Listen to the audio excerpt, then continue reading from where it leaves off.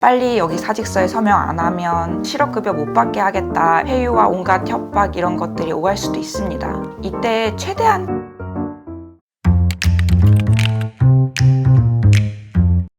이혜린 변호사님 안녕하세요. 회사에서 권고사직 통보를 받은 후에 변호사님 말씀대로 사측과 협상을 해보려고 합니다. 권고사직 위로금은 얼마까지 받을 수 있는지, 협상은 어떻게 해야 하는지 궁금합니다.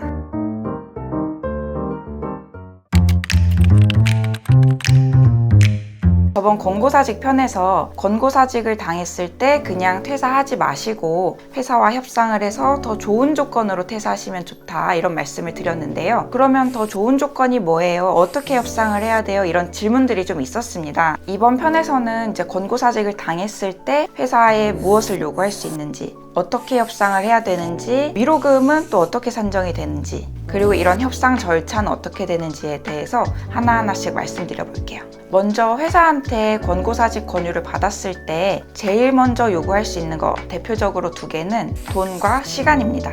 권고사직에 동의하는 조건으로 뭐 몇 개월치 월급에 해당하는 돈을 주세요 이렇게 요구를 할 수도 있고, 나는 경력이 굉장히 중요해요 이런 분들은 내가 인수인계까지 끝나고 원래 그만두기로 했던 날짜보다 조금 더 뒤까지 근무한 걸로 편의를 봐달라는 요구도 해보실 수 있습니다.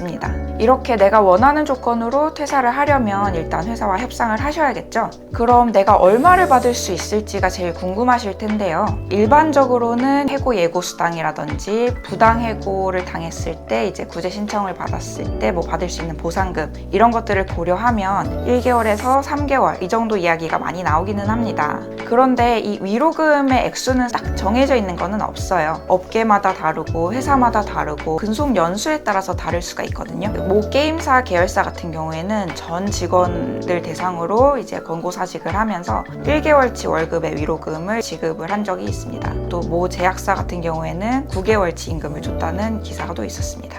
금융권이나 대기업 같은 경우에는 12개월, 18개월, 24개월 같이 장기간의 위로금을 지급한 적도 있습니다.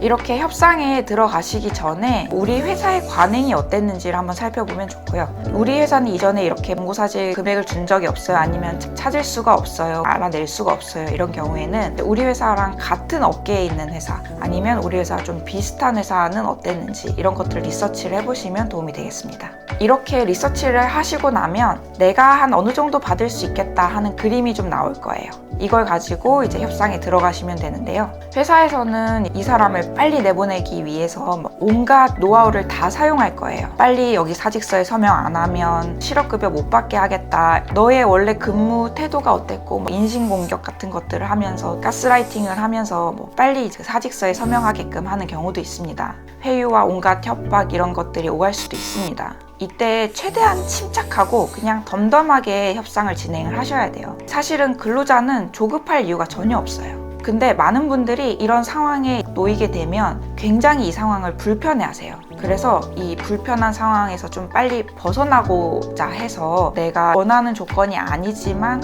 어쩔 수 없이 사직서에 서명을 하는 경우도 있는데, 그러지 마시고 내가 원하는 조건과 회사가 제안하는 조건의 갭이 너무 크다. 그러면 침착하게 대응하시면서 협상을 진행을 해나가실 것을 권유드립니다. 오늘의 티타임이 여러분들께 많은 도움이 되었으면 좋겠습니다. 오늘도 편안한 하루 보내시고요. 그럼 다음에 또 뵙겠습니다.